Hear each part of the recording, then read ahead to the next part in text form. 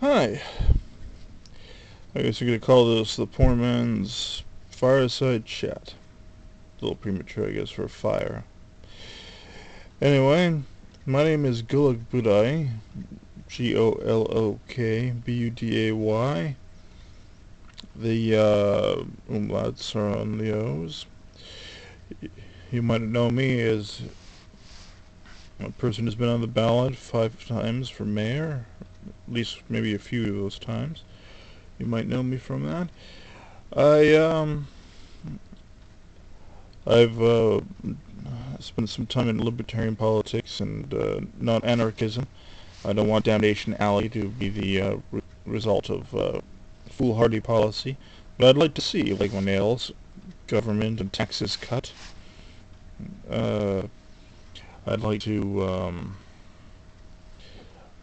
see someone or a government I can trust to actually be in place that will do these things. I'd like I'd like property rights to be respected, privacy rights, the right to self-defense. Personal security is in the rights and freedoms, and it's being denied by us under the guise of being protected from guns, as if a gun will attack us or something. There's a lot of controversy lately. I understand that. I myself voted yes for the review. I and it wasn't. I would have rather had a system where the leader had a static term unless he committed a high crime or misdemeanor, and that would trigger an impeachment process. I, however, the rules were the rules, and I don't think that Jack and Ben should have been abusively treated in the way they were. It was out of line, and I mean, they are owed a public apology. From everyone, from the friends of Cummins to Cummins himself to the Bessler and no, sorry, not Bessler, to from Reed and all those other people who were malicious and even foolish. Sorry, they're not friends of Cummins, they're the suck-ups of Cummins. Now me, I don't care who the leader is. That wouldn't be my concern particularly. I'd vote just as anyone else would on yes or no, or this candidate or that candidate. I hope there's more than one candidate. I hate it when there are not. I hate it when there are just one choice and that's that. It's a shame. At least there's that fail-safe of yes and no. I am concerned. I want Cummins to go out and say that he was wrong to support the United Alternative.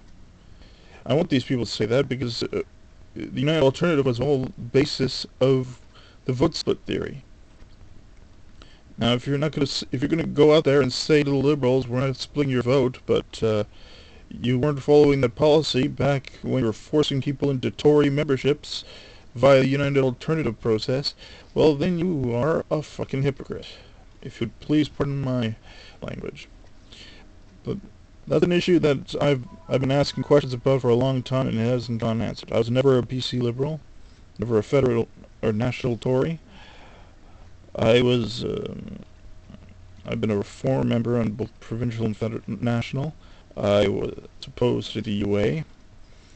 I even got slandered for it in private, secret meetings and backdoor meetings that a friend told me about later on. I stood up for principle. I was an independent for a lot of the time. I was a national libertarian. And yes, because I pretty much felt national politics was all a joke, I ended up with the rhinos at some point. And my roots in arts and entertainment. My career as a comedian kind of fit in that whole area too. I'm well, I just hope you can find it in yourself to support me as your next president, and I promise to try to be as supportive and of the local candidates as possible, and be as supportive of the whatever comes out in a leadership vote coming up, and try to work with whoever gets the nod next time around, be it the same person or the next person. Now, I don't think the infighting's bad. I think it's important. The only thing we are, the BC Conservatives, we're being honest about our infighting. Well, it's not even quite infighting when we're honest about it. It's upfighting. I mean, we're out there, we're publicly criticizing each other, or at least each other's viewpoints. We're having a discourse, an open and honest discourse. What other party can say they can do that? I mean, some parties have told me that you shouldn't, that it's wrong to criticize your own party in the public. I disagree. I think it's a good thing. Well, it's not even criticizing the party. It's criticizing the leadership. It's criticizing the presidency. It's criticizing all that. I'm not an enemy of Cummins. I'm not a friend of Cummins. I'm not a kiss-ass of Cummins. I personally like the guy when I meet him. But this isn't about personal stuff, and they shouldn't make it about personal stuff. They should make it about it should be cold and calculated. They should make it purely about what the rules are, what is necessary, how you feel about this issue and that issue, and that's how it should go down. It shouldn't. I don't think any president should be partial to one candidate or another for president, openly in this particular. I mean, they should have their questions for each candidate out in the open, definitely. Everyone should have questions, and they should be honest about their questions. I think they should, I mean, they can be honest about how their vote bias is. That's fine.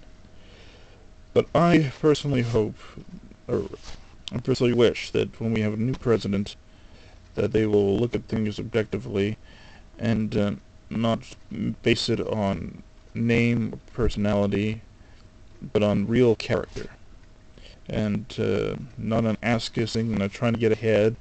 I mean, look at me. I was essentially drafted and considered as a at-large candidate for the board of directors, and asked to run for president of the party, and that wasn't on ass-kissing. It wasn't on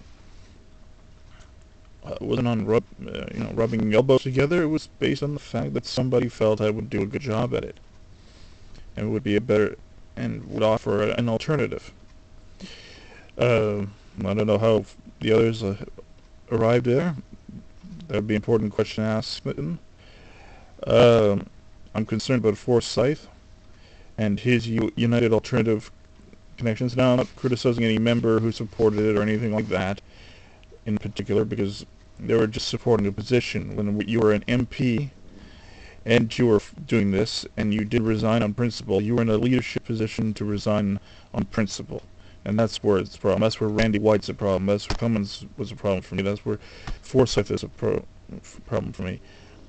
And as for Al Sebring, well, that guy's very hostile and way too authoritative to me, and I find him a danger to freedom.